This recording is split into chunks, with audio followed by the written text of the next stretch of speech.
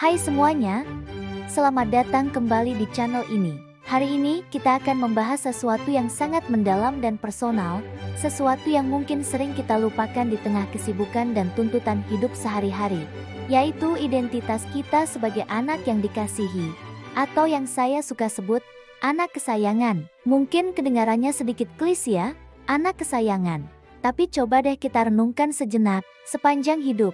Kita seringkali mendefinisikan diri kita berdasarkan apa yang kita lakukan. Saya adalah seorang mahasiswa, saya seorang karyawan, saya seorang pengusaha, saya seorang atlet.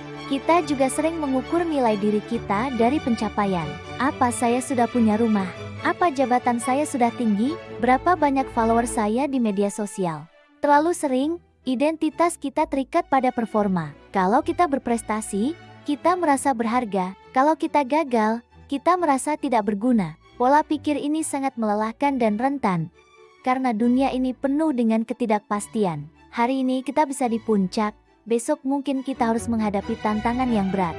Jika kebahagiaan dan harga diri kita hanya bersandar pada hal-hal eksternal yang bisa berubah, maka kita akan selalu hidup dalam kecemasan. Nah, bagaimana jika saya katakan ada identitas lain yang jauh lebih mendasar, lebih stabil, dan tidak akan pernah bisa direnggut oleh siapapun atau oleh kegagalan apapun? Itulah identitas kita sebagai anak yang dikasihi oleh Tuhan. Coba bayangkan seorang anak kecil dengan orang tuanya. Apakah orang tua itu hanya menyayangi anaknya saat ia berhasil meraih ranking 1 di kelas? Tentu tidak.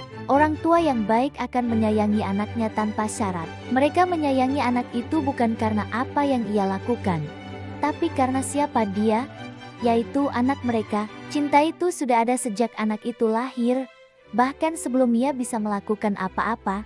Konsep ini sama dengan hubungan kita dengan Sang Pencipta. Sebelum kita membuktikan apapun, sebelum kita mencapai apapun, kita sudah dikasihi.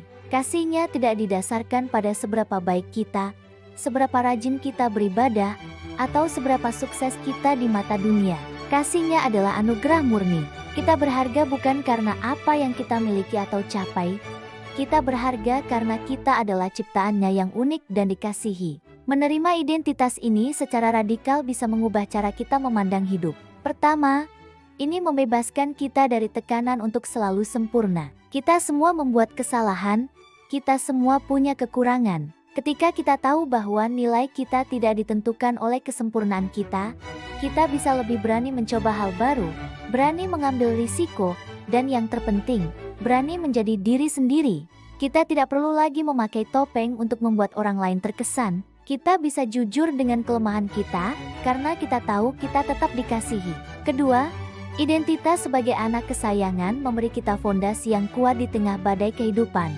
Saat kita dipecat dari pekerjaan, saat hubungan kita berakhir, saat kita merasa sendirian dan gagal total, kita bisa kembali ke kebenaran ini.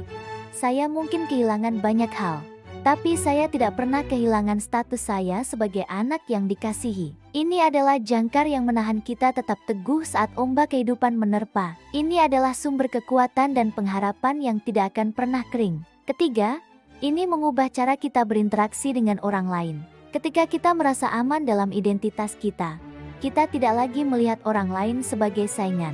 Kita tidak perlu lagi iri dengan kesuksesan orang lain atau merasa superior saat orang lain gagal. Sebaliknya, kita bisa tulus ikut berbahagia untuk mereka dan berempati saat mereka sedang kesulitan. Kita bisa memberi dengan lebih bebas, karena kita tahu sumber kasih yang kita miliki tidak terbatas. Kita bisa mengasihi orang lain, bukan untuk mendapatkan validasi, tapi karena kita sendiri sudah dipenuhi dengan kasih. Mungkin saat ini kamu sedang berpikir, gampang banget ngomongnya, tapi gimana caranya saya bisa benar-benar merasakan dan menghayati identitas ini? Ini adalah pertanyaan yang sangat bagus. Memang, ini bukan proses instan, ini adalah sebuah perjalanan. Langkah pertama adalah dengan sengaja meluangkan waktu untuk merenung. Di tengah kesibukanmu, coba ambil jeda beberapa menit setiap hari.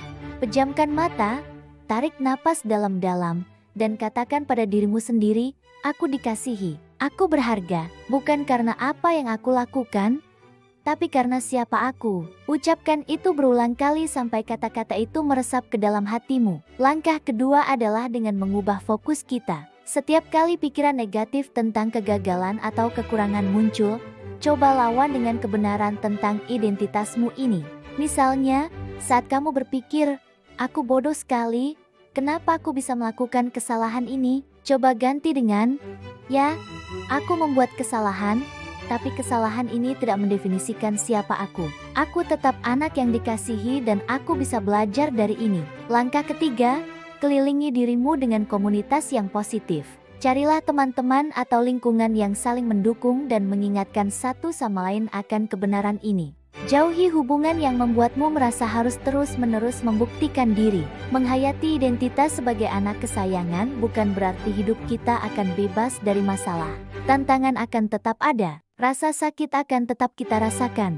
Tapi bedanya, kita tidak akan menghadapinya sendirian dan dengan perasaan hampa. Kita akan menghadapinya dengan keyakinan yang mendalam bahwa di balik semua ini, ada kasih yang tak terbatas yang menopang kita. Ini adalah sebuah undangan untuk berhenti berlari, berhenti berjuang untuk mendapatkan nilai dari dunia, dan mulai beristirahat dalam sebuah identitas yang sudah diberikan secara cuma-cuma. Kamu bukan yatim piatu yang harus berjuang sendirian di dunia ini. Kamu adalah anak kesayangan, yang memiliki Bapa di surga yang selalu menyambutmu dengan tangan terbuka, tidak peduli seberapa jauh kamu merasa telah melangkah pergi. Jadi, hari ini, saya ingin mengajak kamu semua untuk mengambil langkah pertama dalam perjalanan ini. Beranilah untuk melihat dirimu sendiri melalui kacamata kasih Tuhan. Beranilah untuk percaya bahwa kamu jauh lebih berharga daripada pencapaian terbesarmu atau kegagalan terburukmu. Kamu adalah anak kesayangan. Hiduplah dari identitas itu, dan lihatlah bagaimana hidupmu mulai berubah dari dalam keluar. Terima kasih sudah menonton video ini. Semoga apa yang kita bahas hari ini bisa menjadi berkat dan pengingat bagi kita semua. Jangan lupa untuk subscribe, like, dan bagikan video ini jika kamu merasa ini bermanfaat. Sampai jumpa di video berikutnya.